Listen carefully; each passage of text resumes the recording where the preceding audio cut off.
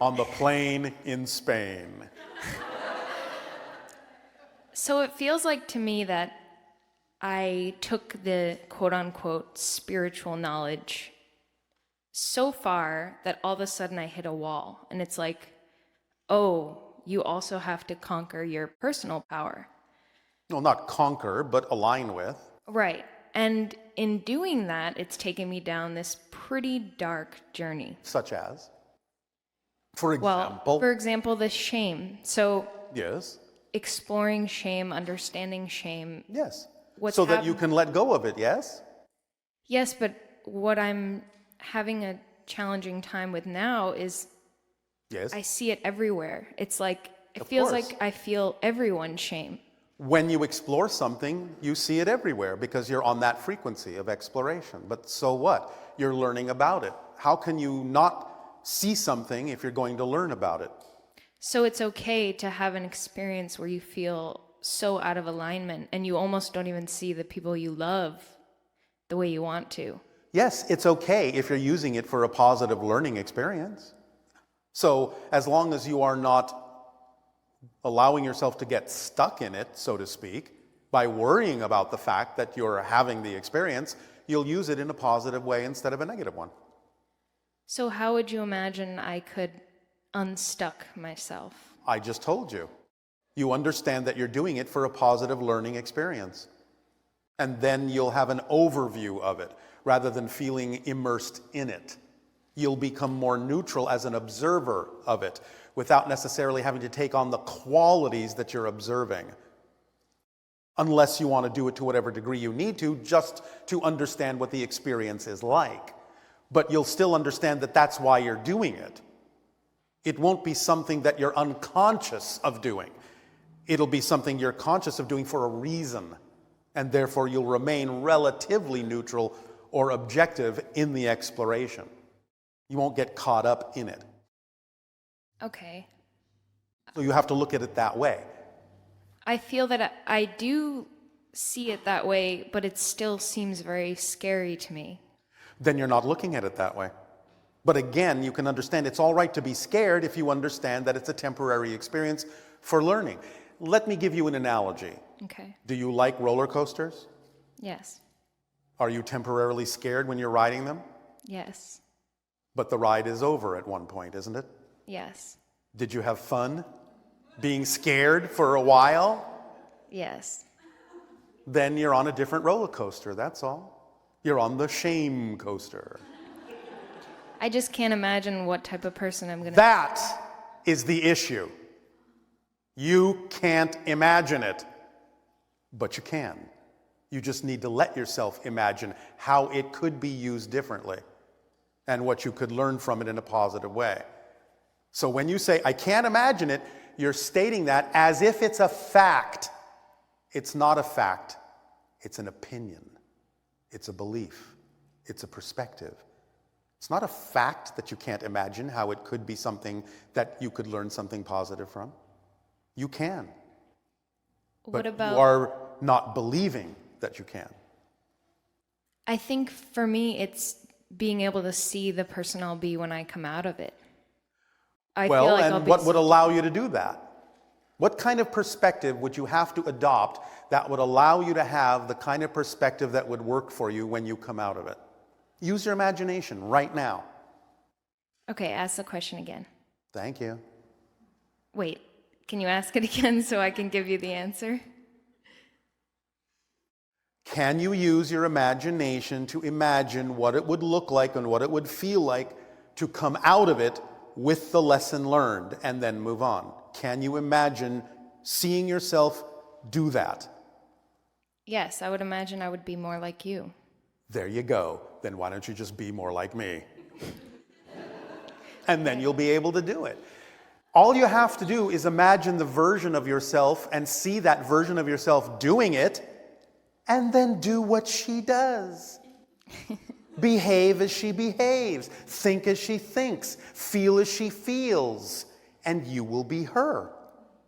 And it's okay that there might be a little bit of a process? Process is the entire point of why you're having a physical life. The process is the point. As you've heard on your planet sometimes, the journey is the destination. It's the whole reason why you're having a physical incarnation. Because you want to experience the process of change in order to have a deeper appreciation of it. So the process is the point. Whatever's happening at the moment, there's nowhere more important to be. Be in the process. That's the whole point of why you're experiencing it. To learn from the process. To change yourself and discover something new about yourself from a new perspective. You can't have a new perspective and a new discovery if you don't have a space-time process of some sort. Now, true, on the spirit level, it's a lot less, but on the physical level, it's a very specific kind of space-time process that allows you to have the experience of discovering something new and feeling that you have changed. If things were timeless, there would be no change. Yes? Yeah. So in order to experience the grandeur of change, the great ecstasy of having made a breakthrough, a realization, a revelation, you have to have a process of change. So I'd like to expand on that a little more, if that's okay. Of course. So one of the aspects that I've been exploring that I feel both excited and also really uncomfortable with is shame as it pertains to people who have committed what we would say as evil or bad. Or... All right. Let me stop you there for one moment because we need to clarify something here. Sure. There is a natural vibration within you that is a self-correcting mechanism that urges you back into alignment with your true vibration, your true self. You can interpret that sometimes as shame. But if it goes longer than about 15 seconds, it's self-judgment. And that's where you start having the difficulty. But natural anger, natural shame, which may need different words, is really nothing more than an alignment process, a realignment urging, an encouragement to go back into alignment. Now, if somebody doesn't do it, and it continues, it can develop into the kind of self-judgment shame that you're talking about, where then it simply becomes a cycle of self-judgment that feels like an entrapment. But if you understand that the origin of that feeling is simply a realignment process to what is really true for you, and you don't negatively define it or judge it in that first 15 seconds, you won't actually go into the negative form of shame, of self-judgment for having felt out of alignment. You will simply go back into alignment instead of wallowing in the fact that you went out of alignment, which is self-judgment, which doesn't allow you to align.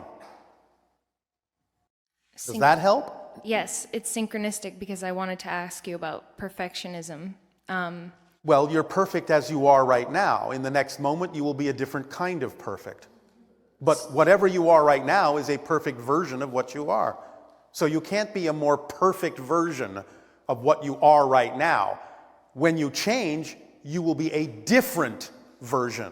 And that version will be perfect for what it is. But perfectionism in the sense of self-judgment, again, goes back to the idea that you're not good enough as you are. So what permission slip would you give to me or to humanity about this judgment and this realizing it's okay to come out of All right, alignment? there are many different kinds, of course, of permission slips that you could find yourself attracted to, but I can give you a very, very, very, very, very, very basic and very simple one if you wish. I'll take it. Get over yourself. Get over yourself. So what? That's the mantra. All right, I went out of alignment. So what? I recognize that now. Is that what I prefer? No. Do I prefer to go back into alignment? Yes. Done. So where does all the seriousness come from? Where does all? The seriousness come from? It comes from having been taught to believe that you're not worthy. All right. So smart. Thank you. So are all of you if you would just pay attention to yourselves. I just wanted to add one piece Yes. that whenever I'm confused or lost Yeah. or I have a question, I just ask myself, what would Bashar tell me? And again, your higher mind will answer you. Yes? Thank you. You're welcome.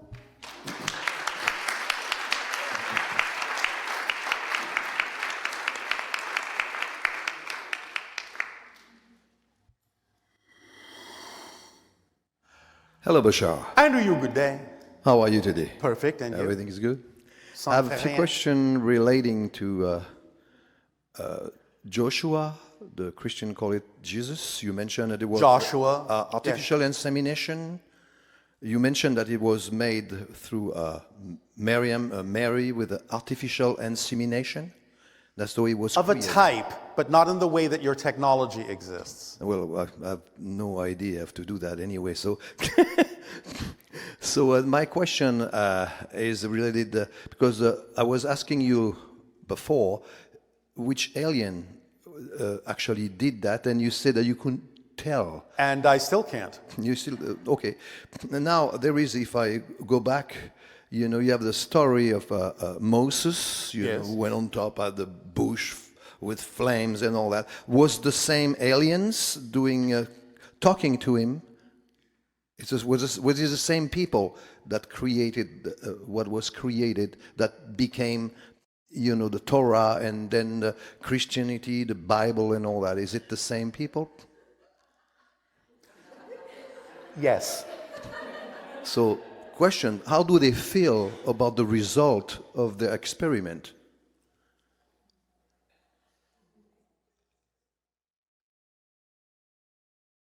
Since many of you are now beginning to wake up and ask these questions from a higher level, they feel quite good about it. But it took a while. Okay, so that makes total sense. I know. You know. Now I went to some, you know, I'm actually a Buddhist, but I went to some Torah reading, you know, Yes. for Messianic Jews, you know. Yes, yes. And they explain different story because most of the Bible come from, you know, the Torah and all that.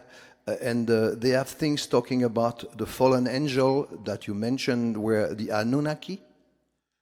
In a sense, yes. That's one of the ways to translate the story, is that the Anunnaki who came to Earth and used their genetics to create Homo sapiens were looked at by the greater portion of the Anunnaki, in a sense, as having done something out of alignment with their civilization. And so you could consider them, from one perspective, to be the fallen angels. Oh, I see. Because they seem, these people I'm talking about studying those things, to think that it's kind of evil. Those fallen angels, they're like evil. It's not so much evil in the classical sense, again, as it is simply the idea of acting out of integrity, acting out of alignment, acting with negative energy. And they ultimately came to terms with that.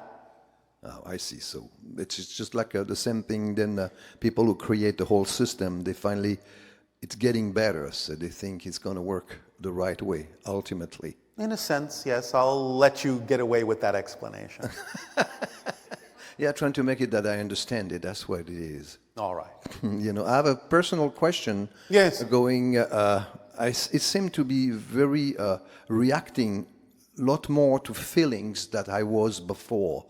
You know, it's just if Reacting to I'm reacting. feelings? It's just, let's say that I watch a movie, let's say, Oh, yes. and there is a scene that is kind of sad, and I feel very sad, and I used to just watch, right. and it's sad. So you're okay. developing a stronger sense of empathy. Yeah, no, but it's kind of it's kind of a bothering after a while. It's hard to handle sometimes, you know. Now, I'm going to put this in a certain way just because we enjoy joking with you. Yes, I love that. So please understand that this is just a joke. Mm-hmm. You're becoming slightly less French. I'm so glad, you know, because I was feeling heavy lately, you know. It's just anyway, I really thank you so much for all We the thank you. informations.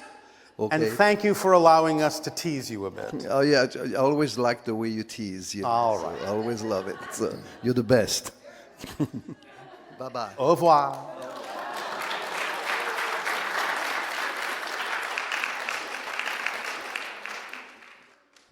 It's good to see you again, Bashar. And to you as well, good day.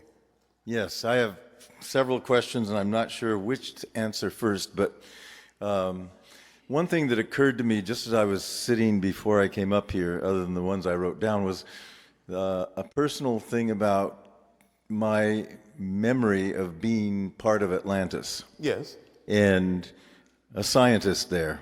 And You're making a connection from the present to a scientist who exists there in Atlantis simultaneously for your own purposes, yes.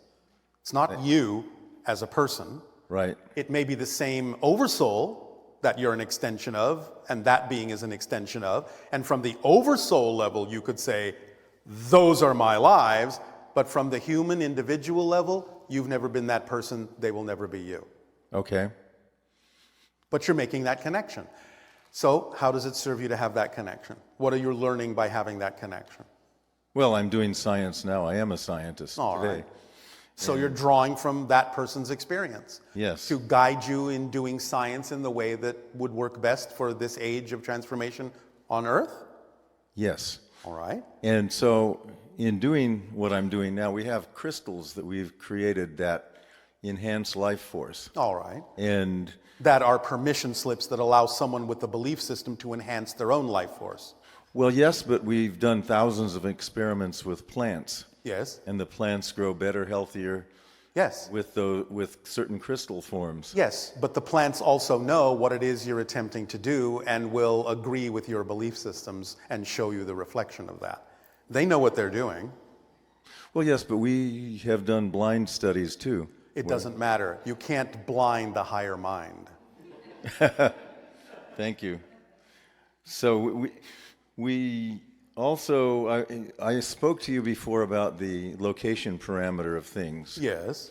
And I wanted to know, and you said you could do it acoustically or electromagnetically. For the experiment that we described, yes. Yes, and I remember that experiment, and we're going to pursue it as soon as we can. All right. It's complex for us with our present If you say technology. so. But, well, anyway. We made it as simple as we could. Yes, well, thank you for that. You're welcome. What I wanted to ask was, what is, in both the acoustic and electromagnetic domains, what is the frequency domain of that location signature? What is the Frequency domain, in hertz or cycles per second? Is there a chirp or is there a, what is it? What does it look like? what does it look like? Well, if you beam What does the frequency of an object look like to your instruments? How do you measure it? It's going to be a part of that harmonic.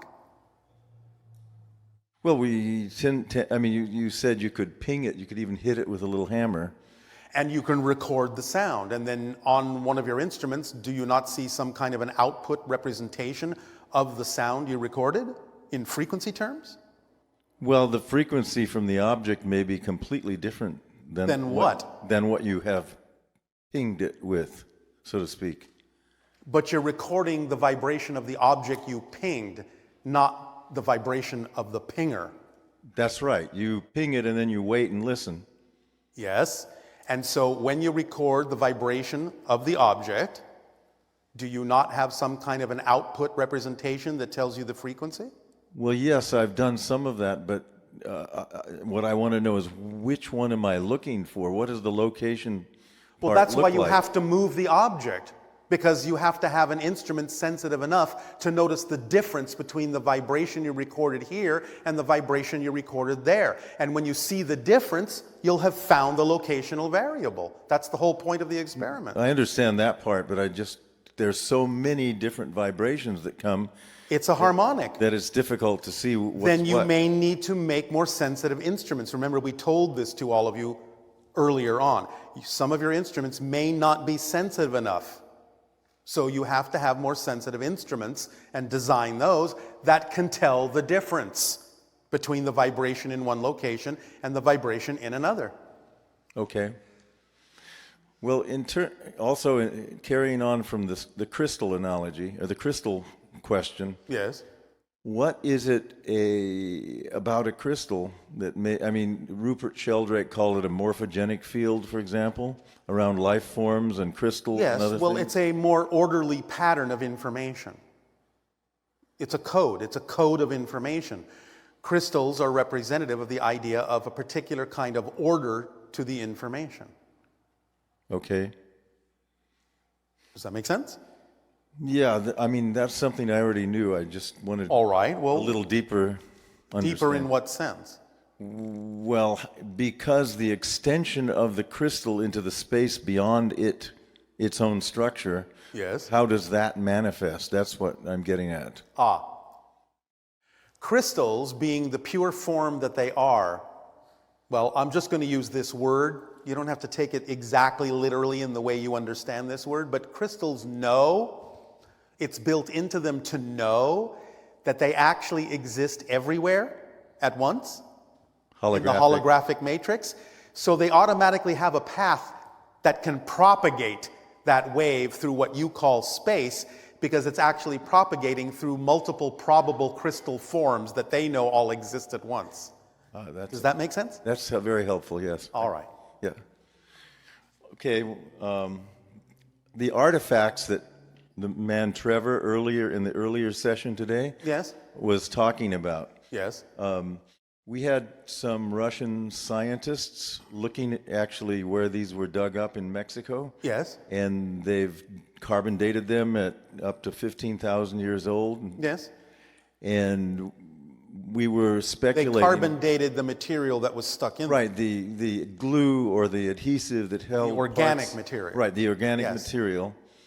You can't carbon date stone. Correct. And anyway, a number of these pieces have been dated at the University of Arizona and Yes. at the Center for whatever it is in Colorado, where they do all the carbon dating. I forgot the name. All right. Well, and the point is? And the point is that many of these are very old, and Yes. one of the Russians that was looking at all of these, his theory was that the people of Sirius were here. Yes. Many thousand. They were the earlier ones, the ones that are the oldest ones. They're not the oldest ones, but they're one of them. Okay, can you give me any kind of history on that? And Not at this particular moment, no.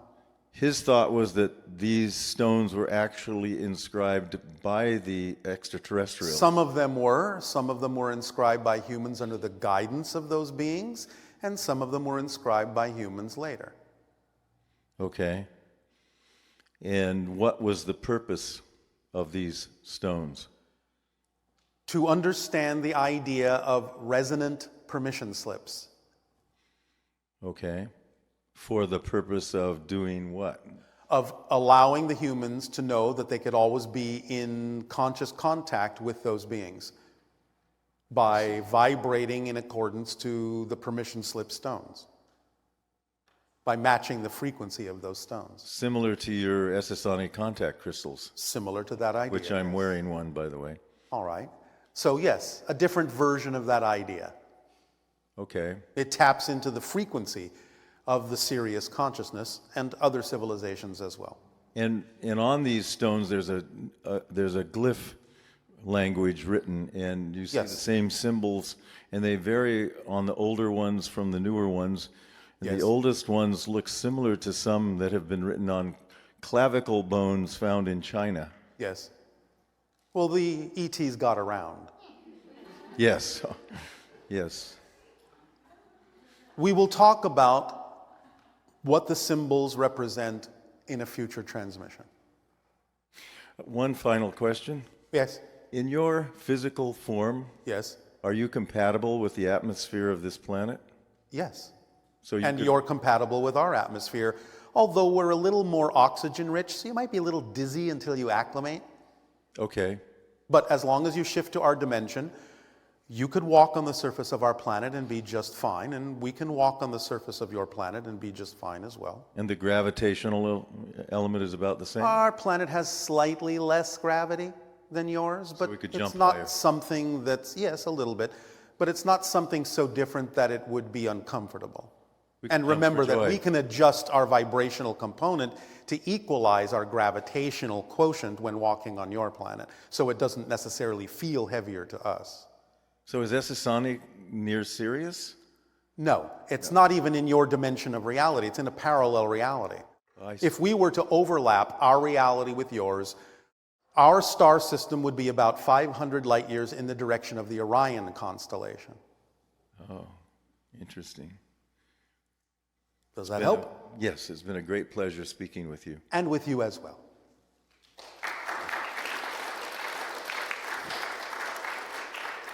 Good day, Bashar. And to you, good day. So Darryl brought up a question during lunch, and I thought it was a very good question. When you do a frequency reading, what are you actually reading? We are reading a combination of frequencies that you give off that represent many different things. Some of it represents what it is you believe. Some of it represents the probabilities you're willing to consider. Some of it represents the idea of the actions that you take. Some of it represents communications and connections you have to other beings. It represents many different things, and we read it as a collective vibrational harmonic. Great. Can you tell me the frequency that I have right now? At this particular moment, 167,842 cycles per second. Thank you. Yes. That's very precise. Earlier, when Nicole had asked you about your instruction manual, you said there's a higher consciousness of the Sirius civilization. Can you share a little bit about that? The higher consciousness. What your instruction manual is. Oh, the instruction manual is what we've said. The same? The idea is, first of all, there's the activation principle. You act on your passion to the best you can with no insistence or assumption on the outcome. That activates the kit. It becomes the driving engine that moves you through life. The organizing principle of synchronicity in a positive way gets activated. It becomes the path of least resistance, so you don't experience effort moving through life. It becomes the path that supports you in whatever form of abundance you need. It becomes the path that connects you to all expressions of your excitement that are relevant for you in your life. It absolutely leaves nothing relevant out whatsoever. It becomes the reflective mirror that reveals to you anything within your belief system that is out of alignment with your passion, so you can let go of that belief and bring that energy back into alignment. And then by staying in a positive state, no matter what happens, and extracting the positive benefit from it, that's the entire instruction manual. We can always, as we say, go into greater detail in each of those instructional points and talk about the idea of how you can wrap your mind around them a little bit more clearly, but there are no more instructions. That's the entire description of the structure of existence, along with the concept of the 5 laws, and the idea, therefore, is that there are no more instructions. That's a complete manual, and it contains everything you need to understand. And it only requires understanding it in order to experience the effect of it to your advantage. Okay, I just wanted to make that distinction if there are any additional things for you, but Nope. no, I appreciate that. Again, the additional things are simply deeper explanations of each of those instructions, but there are no more instructions. Okay, and then you had, the other questioner had requested about the angelic realm, and you said that's the first reflection. Yes. What's the second? Well, the second reflection would be what you typically refer to as kind of a sub-angelic realm. You talk about yourself, different levels or layers of angels in your own understanding, yes? Yes. You say there are certain kinds of angels, Right. archangels, seraphim, so on and so forth, cherubim, so on and so forth. So the reflections spread out farther and farther into different ripples and expressions and multiple reflections of those things. Then it goes into things like universal reflections and galactic reflections and solar system reflections and parallel reality reflections and individual planetary reflections of consciousness and individual soul reflections and oversoul reflections and so on and so on and so on, down to the idea of individuated physical incarnational reality reflections. So again, it's a rather slippery system, not really an exact hierarchy, because these vibrations can blend and fuse, and you can choose to highlight a particular level of frequency and say, well, that is the galactic level, or that is this council level. But you're the ones kind of extracting what you need from that. It's a relatively smooth spectrum of frequencies. Okay. You can create dividing lines where you need to for your own archetypal understanding, and other civilizations may create different dividing Sure. lines. All about perspective. And then the first level of mastery, when Willa gave us that meditation, when we go into the forest and a tree. And you're attracts sitting us. between the tree and the river. Now, that's what I wanted to get clarity. Living in California, we don't have a whole lot of rivers. So Any babbling brook will do, Okay. even an artificial one. Okay. It's still water. that's my question. Perfect. There you go. And then, so I had an experience that I felt like I saw the when you're shifting kind of like the realities, I don't know how to explain it, where it slowed down, the frame slowed down. That's because you're actually speeding up and matching the frame rate of physical reality. So they seem to slow down. It's not too dissimilar from your Einsteinian principle of time dilation. When you go faster, things seem to slow down around you because you're matching the frame rate. Yeah. Yes? Yeah, and so Have you ever taken a strobe light and done that with something that's moving? Wow, that's... Yes, you know what I'm talking yeah, about? Yeah. It looks it like feels like. suddenly that thing is standing perfectly still, even though it may be moving because you've matched its frame rate and isolated a particular frame that is equivalent to your perspective at that moment, so it looks frozen. Yeah, that's a great way to visually explain that. Yes. Wow, that was really good. Thank you. And then what is it about also the feeling of time and space is moving through us? So it's like things are coming to me rather than me moving. You can look at it that way, and it might in some sense be more accurate since you're creating it with your consciousness anyway. Okay. So yes, you It can is all- practice those ideas and it can give you different perspectives. Now, please understand the analogy I'm about to use doesn't mean that you shouldn't be driving your automobiles very safely, but you can practice a little bit when it's safe to understand that from a certain perspective, you can begin to realize that you're not moving down the road. The road is coming to you and you're standing perfectly still. Yeah. That can help you practice the idea of understanding that you're creating reality. Reality is being created through you, and you're not actually in a reality and not really moving around anywhere. That's all an illusion. But be safe. Yeah. That's funny you say that. We were in my Tesla during the break doing really fast speeds. We were safe, but it was really fun. All right. And we were, yeah. And then my last interest is this connection that I have with dolphins and whales. Yes. It feels like there's something shifting with them right now, and I don't know how to really describe it. Is there something you could speak to that? Well, you understand it's a serious energy connection. Yes, I do. All right. Well, how do you want to express it in life? Is there something you could be doing you're not doing Yeah. to express that energy? Yes. Such as? Such as I want to do swim with them in the water in the wild. What else? Channeling their energy, What else? connecting them. What else?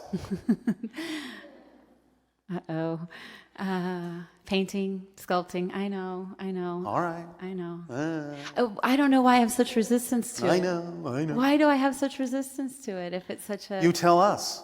Why are you resistant to that artistic expression of the energy? It feels like a lot of work.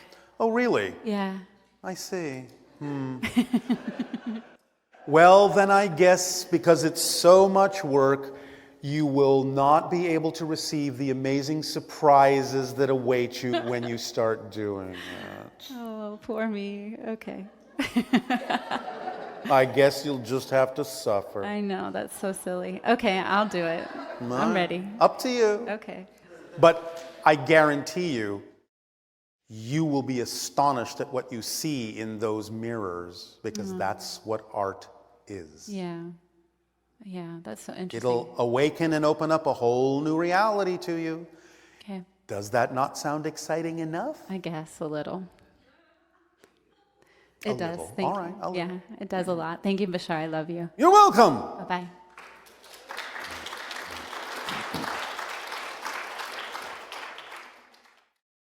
Hello, Tadeo. Nania. Yes. We have some questions from our Ustream list. Yes. Okay, so the first question is, there is an area in Mullumbimby, Australia. In what? Mullumbimby, Australia. All right. That the indigenous people say has 3 pyramids that mirror the 3 pyramids in Giza, Yes, and do in fact predate them. Do you know Yes. anything about this? I do. Do you want to say anything about it? At that time, 10,500.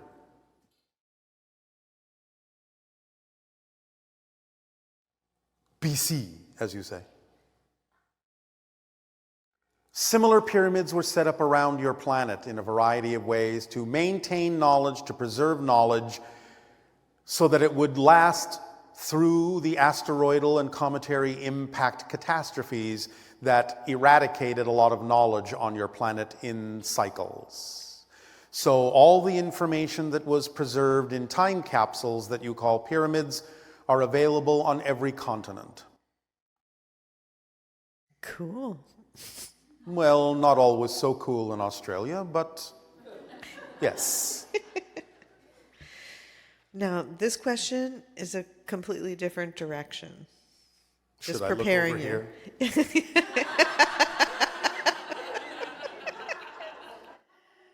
This person is asking, they're asking this outside of what is truly happening, but is relevant to what they're being presented with in their life. Yes. Why has God forsaken me?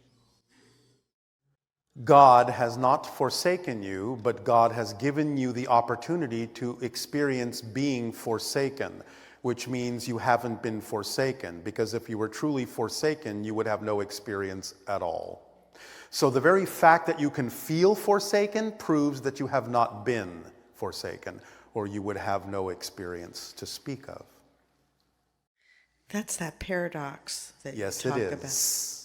Because paradoxically, by God, in the sense, not controlling everything and allowing everything, Yes. that's the unconditional. Absolutely. It's the same idea as understanding that regardless of whether you have an experience of being disconnected, you can't be disconnected.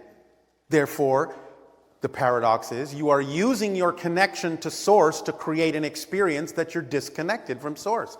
So the experience of disconnection is proof that you're connected. That's very interesting. Yes, You all think really interesting. we do. So do you. I know. Just differently interesting. If I physically go to the area of one of these portals, how do I take advantage of the energy? And is it different for each portal? It is different for each portal and different for each person's relationship with that portal. So, being in the area allows you the opportunity to decide, first and foremost, why you were attracted to that particular portal, what that energy specifically means for you, and what it is it allows you to work on within yourself to know yourself more fully. What kind of an experience would be representative of your passion in that energy field, in that bubble, reality?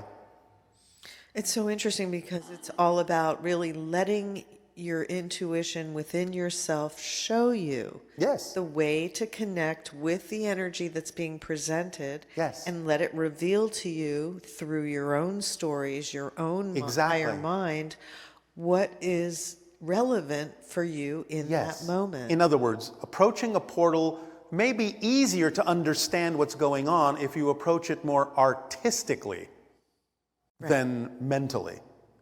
Right, right.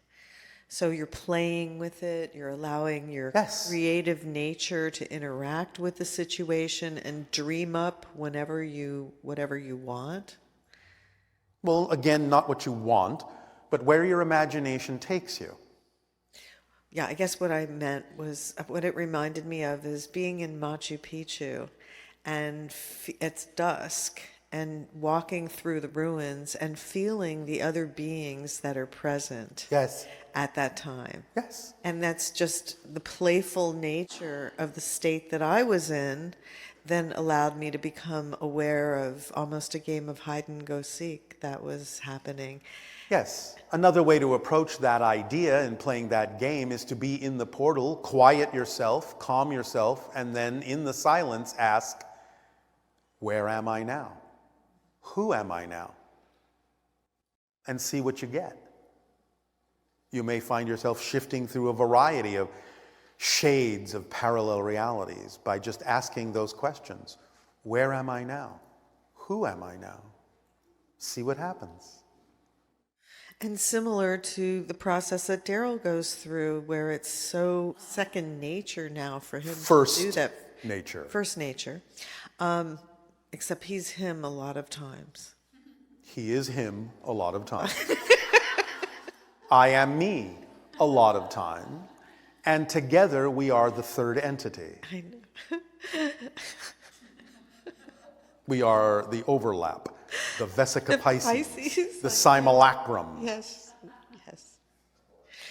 Yes, the simulation of a personality structure that gets filled with the combination of our two vibrations and creates a third autonomous identity to which you are speaking now. Because it is neither him nor me. It is the combination of us both, and it's its own entity. This is the secret of channeling. You allow for a blank personality to be filled with the vibration of the harmonic between the two entities that are bridging to each other.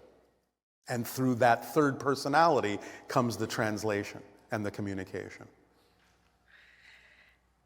It is its own reality. Love it. It's great. It's so interesting. It's so fascinating. It is. You are so fascinating. So, was there a sighting this week in Ireland? Or, was it an extraterrestrial sighting or something? Do you know anything about that? Yes, and yes. Oh, thank you for that in-depth coverage. You're welcome.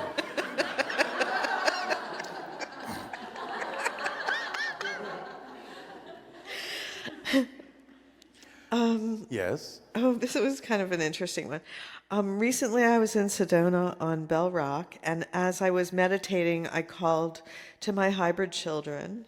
I often play Cybo in the morning, so I used dice, and when I came out of my meditation, I found 3 miniature dice on a ledge next to me that weren't there before. All right.